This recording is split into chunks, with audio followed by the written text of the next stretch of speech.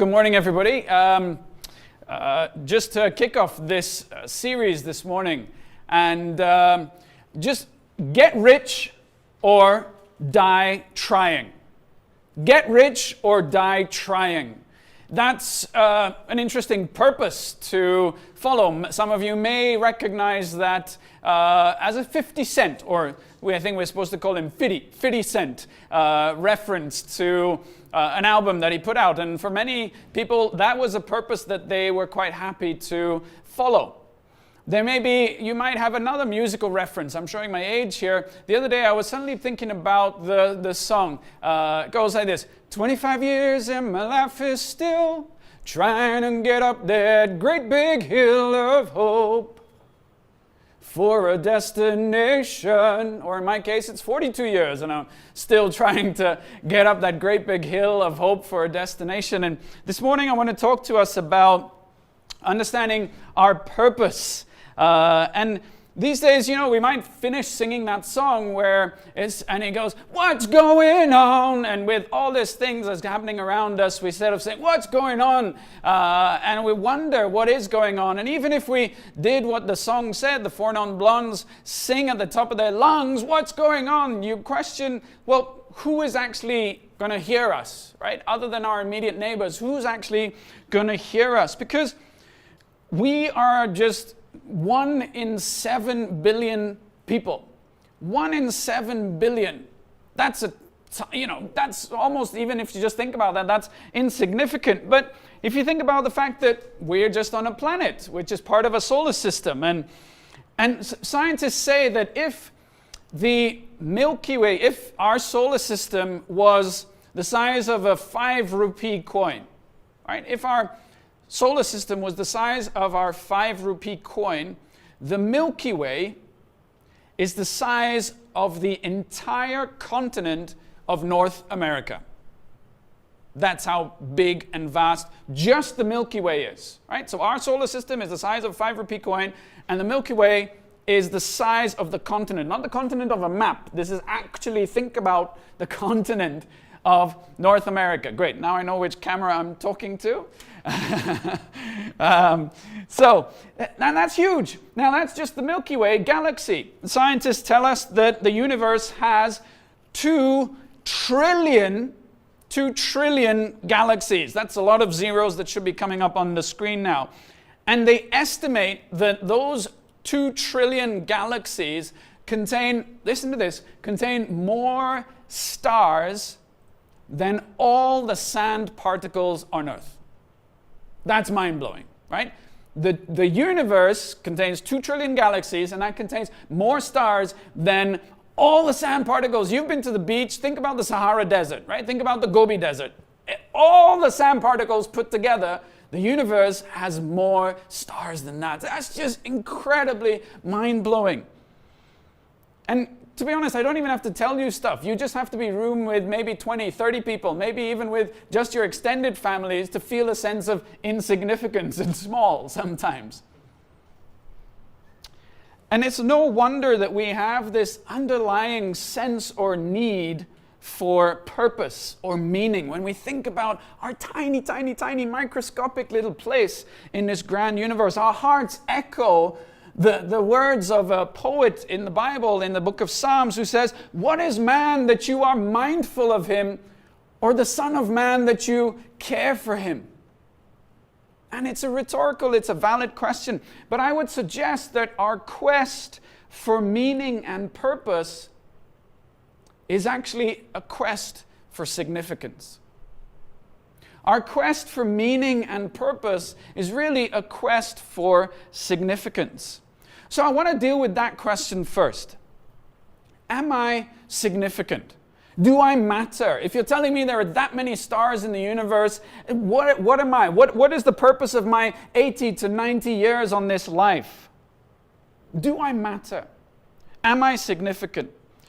And I want to answer that question not just through my opinion, not just through some kind of positive phrases that I want to, convince you, but by sharing with you what God, through the Bible, says about you and how He has demonstrated His love for you.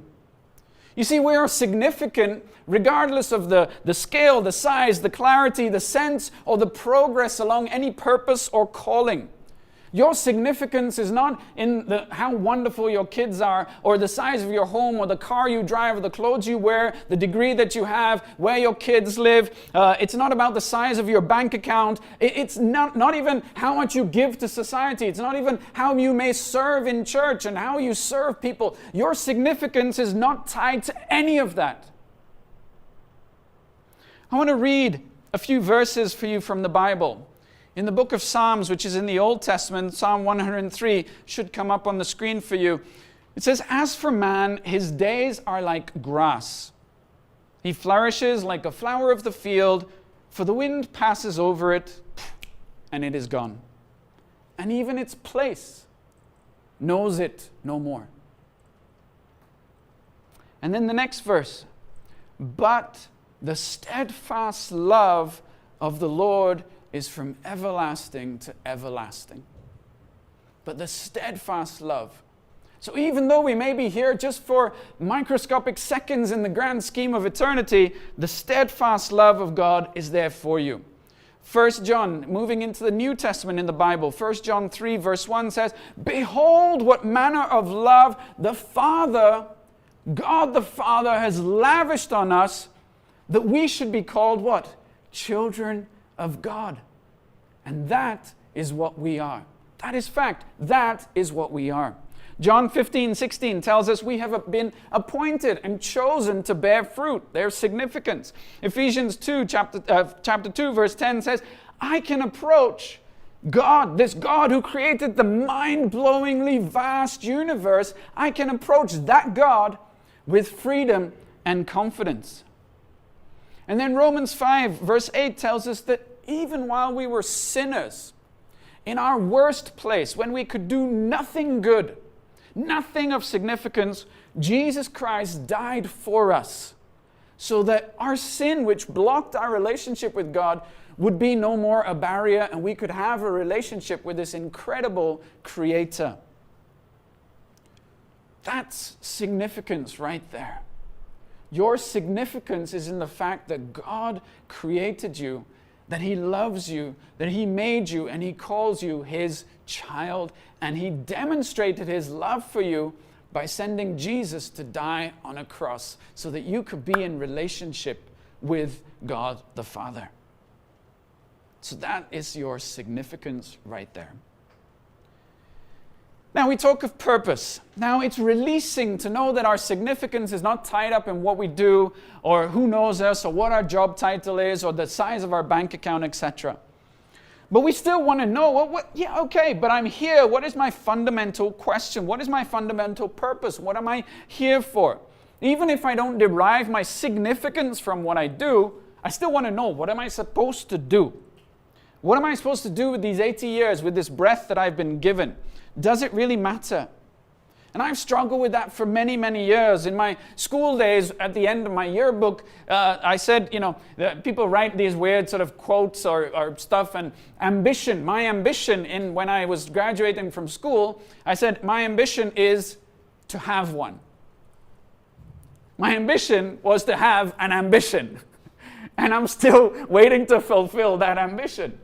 Right? Maybe I'm not an ambitious person, so to speak, but there's purpose. There has to be some purpose. Another friend of mine, for many years I felt that I'm more like what a classmate of mine wrote under his picture. He said, "Set adrift on a dead, calm sea." Essentially going nowhere. I'm just floating. No purpose, no direction. And many of us can struggle with that. I want to use, some of you may have heard of a guy called Simon Sinek. Simon Sinek, who's not a cynic, his TED Talk is the most watched TED Talk ever. It's had more than 50 million views on TED and then a whole lot more on YouTube. And you may have watched this TED Talk. He used a very simple model of how to inspire. And I'm going to borrow that model to help us bring clarity around some of the questions regarding purpose, calling, and so on. He says, so this is pre-drawn, it's something I did earlier. He says that most companies will advertise the what. They'll tell you what their product does, right? So it might be an MP3 player. It plays music. It stores a lot of songs on it, whatever it might be. Some of them may even tell you how that product works. So they'll talk to you about the technology that's in that product. But very few will tell you why, the purpose behind the product, or their why, or the purpose. Now, his great example that he uses all in that talk, he talks about Apple. Right? Apple, traditionally, their purpose fundamentally was, if you've seen that 1984 MacBook advert, their purpose was literally to break the mold. Those of you who are probably my age, you will remember those white earphones. Do you remember when those white earphones came out? Do you remember the ads that they showed? They didn't tell you about how good the sound quality was. They didn't tell you about the technology that they used. What did they use? They just had contrast. People listening to earphones in silhouette and the white earphones. What was that saying? You buy these earphones because you buy into our philosophy of breaking the mold. Why do you need black earphones? Who said you should just have black earphones? Why not have white earphones? Now, of course, unfortunately, they've been so successful, they are the mold. But that's a different story. So I'm going to use these three things to help us with understanding purpose and calling. We start with our why. What is our raison d'être, our reason for existence? Why do I exist? What is the purpose of my meaning, my existence, my life? And how does my life affect anyone in the grand scheme of things? You see, many of us, maybe we've grown up with a sense of rejection. Maybe we were adopted, put up for adoption. Maybe our parents even told us we were mistakes. Maybe you live with a philosophy that actually the universe is just a happy coincidence and random things that have happened and created this, and therefore your life is also random. Now, many who don't believe in God still get busy doing things because there's an attempt for them to create meaning out of their lives. Maybe they acquire more, they do more, they learn more, maybe they even give more, serve more. But one of the wisest men that ever lived, King Solomon, he looked around at everything that he had and everything he'd done, and he just said, meaningless. Maybe you're going through a season where you just want to drop everything. Maybe everything is a burden. There's no joy in what you're doing, whether that's work or home. Maybe it's just striving day after day, every day, fighting one painful step in front of the other. You have maybe a sense of what you want to accomplish, and there are dreams that you've had in the past, and they seem so long ago and so vague, and everything's withered up and dried, and it's eating you up inside. Maybe you look back at your life so far, and you're like, I've wasted so many years, and there's a frustration of where you are and where you think you should be, and you see people around you, and they're just doing so much better, and they seem to have everything together, and you wish that you were set adrift on a dead calm sea all by yourself. And a lot of these struggles come because we have forgotten our why. We've forgotten our purpose, or we've never even really known it, or we've started to ignore it. And I believe that if our why is our purpose, then the Bible gives all of us, those of us that would call ourselves followers of Jesus or not, I believe we all have the same why, because we have all been made in God's image, and that purpose is therefore planted within each and every one of us. So what is this purpose that I would suggest to you? We see this in a story that we find in the book of Mark, which is in the New Testament in the Bible. The book of Mark is a really short book that tells the life story of Jesus. And in one passage in that book, in chapter 12, verse 30, we see that a religious leader comes up to Jesus, and he's keen to understand from Jesus. He's not asking about his purpose, but he asked Jesus, he said, Jesus, what is the most important command? What he's asking Jesus, he says, Jesus, when it all boils down, what is the fundamental? What is the basis upon which I can live a good life? What is the very core? What is the why? The very core of how I can live a good life? And Jesus says this. He says, the greatest command is this: to love the Lord your God with all your heart, with all your mind, with all your soul. And the second is this: to love your neighbor as yourself. And I would suggest this morning that that is our collective why. Our collective purpose, regardless of whether you are a follower of Jesus or not, I believe that our collective purpose is to love God with everything that we have, to love our neighbor, and to love ourselves. Can you imagine what the world would look like if we all fulfilled that purpose? Think about it. If we all loved God with everything, if we loved our neighbor as we loved ourselves, would we have race riots in America? Would we have Dalit boys being shot? Would we have pregnant women being unjustly put into prison for exercising democratic rights? Would we have migrant workers dying on the train tracks? Would we have girls being sold into sexual slavery? Would we have domestic violence and so on and so forth? If we all fulfilled that simple purpose for our lives.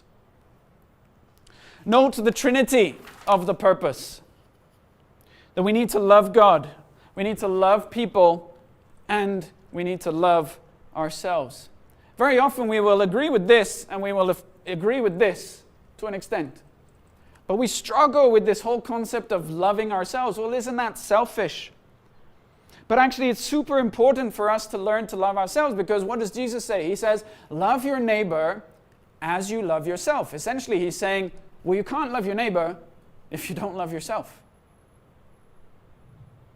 And you know this, right? If you're harsh and unkind to yourself, you can't be gracious and loving to other people. There have been times when I've struggled to love myself, and my kids and my wife will tell you exactly when those times are, because I have struggled to love them.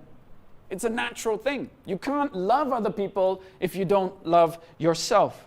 And so the question is, well, if my purpose is to love myself, and that's an important part of this trinity of my purpose, how do I do that? And the Bible tells us we love because God first loved us. We love because God first loved us. God first loved us. It was not a reciprocal love. He loved us. We learn to love ourselves by seeing the fact that God loves you and me just as we are. He loved you by sending His Son, Jesus, to die on a cross so that your sin would no longer be a barrier between you and your Creator. So we could come into an eternal relationship with Him, and that eternal relationship starts today and brings abundant life. So I pray that if you don't know the love of Jesus, the love of God in your heart today, that you would find that, because that is the starting point that allows you to have a healthy, true love for yourself. So that's our purpose. I would suggest today, your purpose and my purpose is to love God, to love our neighbor, and to love ourselves. And so we move on back to the how. We look at the how. In Simon Sinek's example, he talks about the how is the process, the structure within organizations that help them to deliver the products, the what. And for us, our how is essentially our philosophy in life, our worldview and our values. Right? Our how we approach life is dependent on our worldview, our philosophy, and our values. For example, if your philosophy suggests that by doing good things in this life, it will help you in the next life, well, that will influence how you live out your purpose. If your worldview suggests that certain people are more important than other people, then that will affect how you live out your purpose. Of course, there are certain people in this world whose worldview says that their way of loving God is by killing innocent people. That affects their what? Their how, because of that value that they have. So our worldviews, our traditions, our structures all have a significant influence on our how we live out that purpose of loving God, loving people, and loving ourselves. For those of us who follow Jesus, there are two clear hows that Jesus provides. One is the Beatitudes in Matthew chapter 5, and the other is what we call the Great Commission, which we find in Matthew chapter 28, verse 18 onwards. How do we fulfill our purpose? What is the system of philosophy? First, by recognizing that we have the authority in the name of Jesus. We don't rely on our strength. Secondly, we look at making disciples of all people. Discipleship is a slow process which is grounded in love, and it's inclusive. We baptize them in the name of Jesus, which is symbolic of being surrendered to God. We teach them to obey everything that Jesus has commanded us, which requires us to do the same, right? We live by example. And we value obedience. And finally, by knowing that God is with us, He doesn't leave us on our own, but He has sent His Spirit to guide us, because we need guiding no matter how enthusiastic we might be. Now, of course, there are many other values that affect how we live, those that we find in the Bible, but also those values that we pick up from our culture, from our families, etc. And those influence our how. I want to take a few moments to address those of us who would say that we are followers of Jesus. See, Jesus said to love our neighbor. And we often often define our neighbor as either the person who is literally our neighbor, or we define our neighbor as people like us. I know who my neighbors are. I live in an apartment complex. I know most of them. But we often may define our neighbor as people like us because they're often easy to love. Now, some of you may have seen t-shirts that are being made in America, and they have this t-shirt which says, love your, and then they have different kinds of neighbors. So in America, it might say, love your Mexican neighbor, for example. Might say, love your Republican neighbor. And it's a challenge for us to reframe who we consider our neighbor. I'm going to read a list. And as I read this list about loving a certain neighbor, I want you to just note when you kind of cringe or tense up a little bit as I read that person. Your neighbor is, and I'm thinking about your neighbor are people that you meet, that you interact with, people that you struggle to love, your colleagues, your people that you meet on the street, etc. And as I read this list, note the ones that you cringe at, because those are the ones that Jesus is calling you to love. So for those of us that are followers of Jesus, love your Christian neighbor. Love your Hindu neighbor. Love your Muslim neighbor. The migrant neighbor. The poor neighbor. The rich neighbor. The gay neighbor. The political neighbor. The lazy neighbor. The arrogant neighbor. The atheist neighbor. The narcissist neighbor. The talkative neighbor. The elderly neighbor. The handicapped neighbor. And the list can go on and on. I want to share a personal story, and I am going to cry, but bear with me. I spent a number of years in the UK, and in the UK especially, the LGBTQ plus lobby is extremely strong, very vitriolic, and they harp on tolerance, but they're intolerant, etc., etc. And I grew up with a real anger and almost, if I'm being honest, a hatred for my gay neighbor. Just because of what I was reading, because of, and I'm blaming them. You can hear it in my voice. Even now, I'm blaming them for my hatred. But I met somebody a few months ago, and we got chatting. This was from work. We met, and then we met outside of work, and we talked, and he's an openly gay person, and he started to talk to me and share stories. And as I heard those stories of gay people and just the struggles that they went through, as you can see, my heart was broken. My heart was broken because I had created this barrier and I was not doing what Jesus called me to, which was to love my gay neighbor and to really understand and hear their stories and recognize them. And God did a deep work a few days later. I remember reading a story about a guy who's in his 70s, very public figure in the UK, and he came out as gay in his 70s. Now he's married, he has 4 children. And before I met with my friend and had this talk and God changing my heart through listening to those stories, I know that my reaction would have been rolling my eyes and just going, oh my gosh, what is wrong with this guy? How dare he do that? And I would have been full of anger and frustration and almost hatred for him. But actually, because God broke my heart, I suddenly realized thinking, that must be so difficult for him to do that, to have lived his whole life struggling with that and putting on this pretense and fake. And I think I just want to challenge us as Christians. What are the values? What are the neighbors that you really need to love, that you struggle to love? God doesn't call you to love the easy neighbor, the neighbor like you. He says, love God and love your neighbor. And of course, Jesus explains about who your neighbor is in the Good Samaritan. Love people that are not like you. Finally, we come to the what. In Simon Sinek's model, the what is the product that is delivered. But in today's discussion, I think the what is really how we work out our purpose and our how, our values, and what that looks like, or in other words, our calling. Our calling. We are called to express our why and our how in different ways because we are different, unique individuals.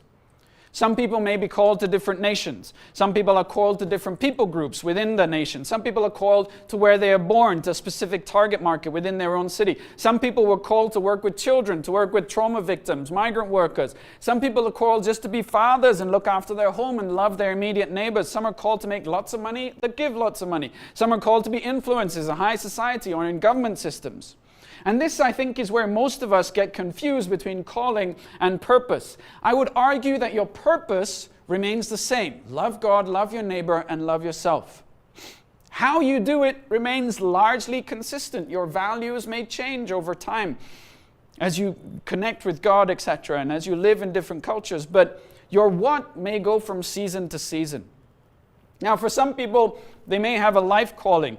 We see this in the prophet Jeremiah in the Old Testament. Jeremiah 1 verse 5, he says, God says, before he was born, he was set apart, appointed to be a prophet to the nation.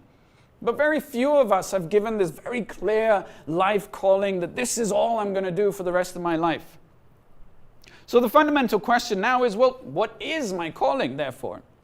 Now, obviously, I can't answer that because if God hasn't told you, he's not told me what your life calling is. But there's a quote, a couple of things I want to pick up on, and I will help you with this. There's a quote which is attributed to Arthur Ashe, who was a black tennis player, and he said this. He said, start where you are, use what you have, and do what you can.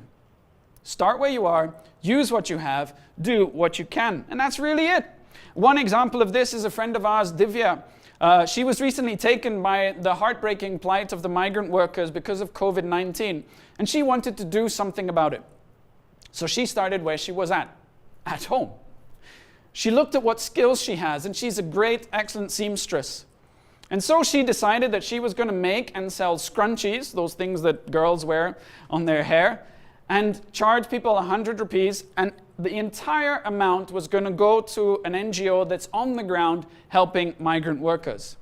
As of yesterday, she sold 107 scrunchies, which is 10,700 rupees that she's raised. What did she do? Started where she was, used what she could, did what she can. If you want to contribute, look her up on Instagram or Facebook, Shop with Divyana, and feel free to purchase. She'd love that, and that goes to a great cause. But that little plug aside, just as an example. But I also understand that it's helpful to have something that you're moving towards, that you're working towards. Is there something that God has called you to, something that gives your life direction, something that you can look back and say, well, yeah, that's what I was called to do, and I've done that well. Now, some of us say, well, I want to leave a legacy. My challenge to you is let love be your legacy. Don't worry about buildings or institutions or anything else. Let love be your legacy. There's a quote by an American poet, Maya Angelou, which says, I realize that people don't remember what you did. They don't even remember what you said, but they always remember how you made them feel. So let love be your legacy. All right, but let's keep pushing. But what is my life calling? What should I be moving towards? Where am I going?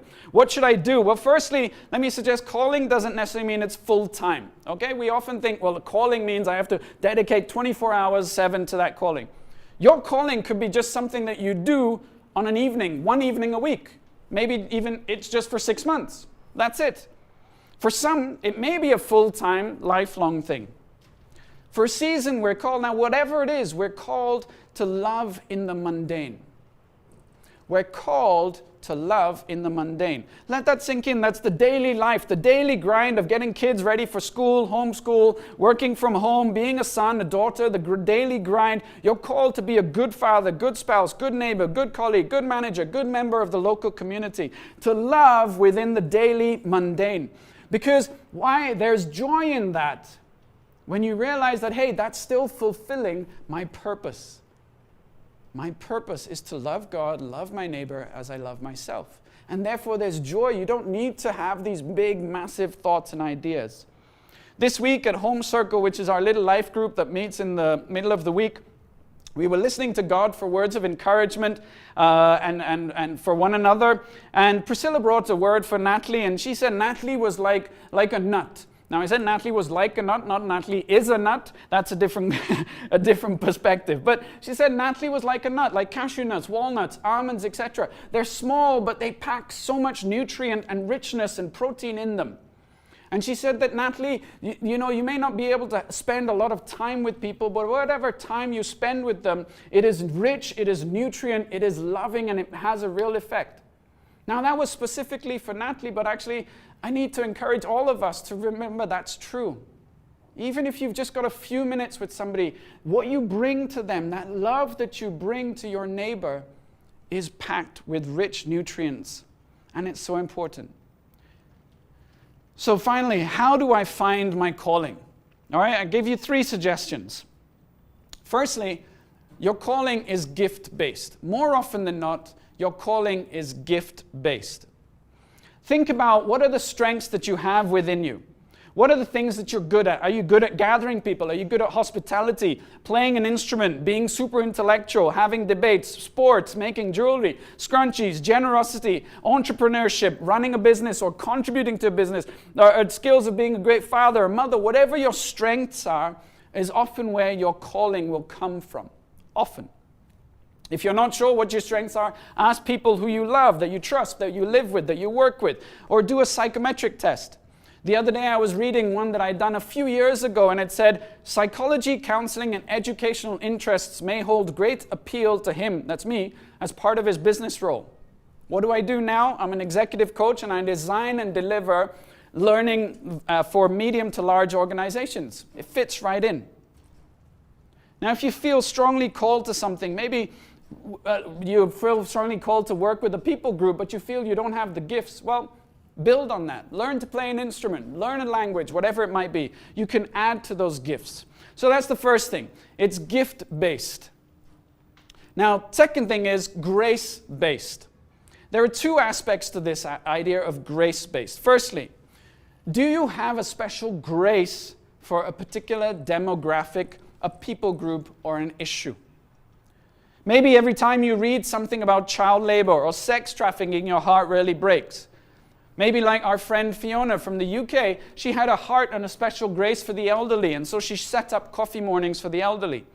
Maybe you have a special grace for young people, for people of a particular community, for parents, for young couples, for business people, whatever it is. Who are the people? What are the topics that tug at your heartstrings, that get you enthusiastic and worked up and passionate? That will give you a sense of what your calling may be. The second aspect of being grace-based is our calling should not be out of selfish ambition, or just because we think we can do a better job, or we want to be famous, or whatever it might be. It needs to be rooted in that sense of grace, that our significance doesn't come from that, remember. It should be out of the desire to serve, not to shine. Out of the desire to serve, not to shine. To love, not to be loved, whether that is by people or by God. A few years ago, when we were in the UK, I was wanting to join the worship team. I'd led worship in my previous church, and I wanted to join the worship team. And so I went to the worship leader. I said, I really want to join the worship leader, a team. I can lead worship. I want to lead worship. And so we did some auditions, and he was about to put me on the rota. But as that process was happening, I had 2 or 3 prophetic words that came to me that kind of said, whoa, hold on. I remember one of those particularly, this lady came to me and said, you're trying to put clothes on that are not for you. You're trying to put clothes on that are not for you. And because these 2 or 3 came, I realized that actually I shouldn't be leading worship, because as I looked into my heart, the reason I was putting myself onto that worship team was not to love, not to serve, but to show off. My heart was saying, who are these white people who can't lead worship, and it's so dull, we need some enthusiasm, we need some life, etc., etc. And that's the reason why I wanted to get on the worship team, not because I wanted to serve. And so God protected me from falling out, serving and fulfilling my calling outside of grace. Your calling is never a way of proving yourself to anyone. It's not a way for you to earn God's favor. It's simply you living out your purpose, your why, in a manner that is specific to you for that period of time. If your calling is driven by something other than love, service, grace, or service or grace, you've lost it. And you can tell you've lost your purpose or you're gaining your sense of significance when you struggle to take on board things that people are suggesting, ways in which you can improve, when you struggle to be accountable for your calling and what you're doing. You can often pursue your calling, but forget your purpose. We see that in the life of Saul, King Saul from the Old Testament, right? He was called to be the king of Israel, but he forgot the purpose for which God had called him. I have a friend of mine who was given a great calling, but forgot the purpose and started making all about just themselves, about loving themselves. It wasn't about loving God and loving people anymore. The third way in which you can find out your calling is group-based. So the first is gift-based, grace-based, and third is group-based. Again, there's two aspects to this. Think about what groups are you already connected to and what are their needs. Chances are you're already working out your calling or moving in that direction without realizing it. So think about who you're already connected to. The second aspect of group-based is the fact that your calling, no matter how specific it is to you, is never a solo thing. It's never something you work out on your own. You don't say, well, God has called me, and you go off and you just do it all by yourself. We are made for community. We are effective within community. If you suggest that you can fulfill your calling on your own, I would challenge that you've forgotten your purpose. Because your purpose is to love God, love your neighbor, and love yourself. You see, God has given us a structure. He says, make disciples of all nations if you're a follower of Christ. Now, you cannot make disciples if you are not one yourself. And you have to be within a community to be a disciple. So how do you find your calling? Look at your gifts. What do you have and what can you develop? Look at your heart. What is your motivation? What excites you? Look at your community. Who are you already connected to? What are the needs of the community around you? Who can you work with? Who can support you? Look at those three things and you will have a pretty strong indication of your what, your why, and how can look like for this season. So just to conclude, we often push for meaning and purpose, especially at a time like this, because it connects with our identity. Well, our securities have been stripped away. When things that tend to give us significance are suddenly fragile, our health, our wealth, our families, our jobs, our positions and titles and so on.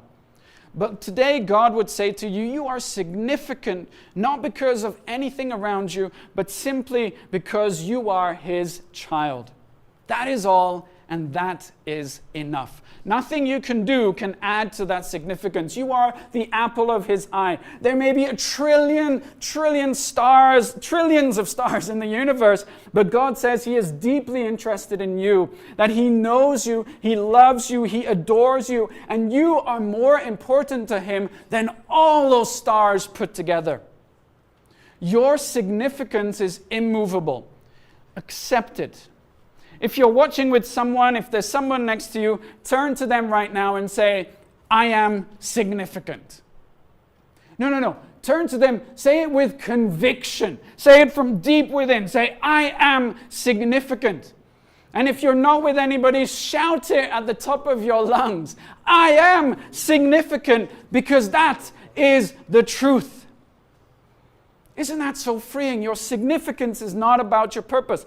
I believe that we have an immovable purpose. The question is whether you recognize it, whether you accept it or not, and that is to love God, love your neighbor, and love yourself. And in whatever way you work out that purpose, that is where your joy comes from. If today you are struggling with joy, it's because you are struggling to live out your purpose. And it's not complicated. Our values and our philosophy will define how we live out that purpose, the how. And finally, your what. If you're looking for your what, look at your gifts, look at your heart, look at your community. Your calling will be gift-based, grace-based, and group-based. So start with what you have, start where you are, use what you have, do what you can. Love God, love your neighbor, and love yourself. And I encourage you to spend some time after this just to think about how you can do that this week. How can you love in the mundane? Which is that neighbor that you need to make a phone call, make a meal for, send them money, purchase a scrunchie? Can you use your gift to raise money for those in need? Can you spend time receiving God's love for yourself and forgiving yourself?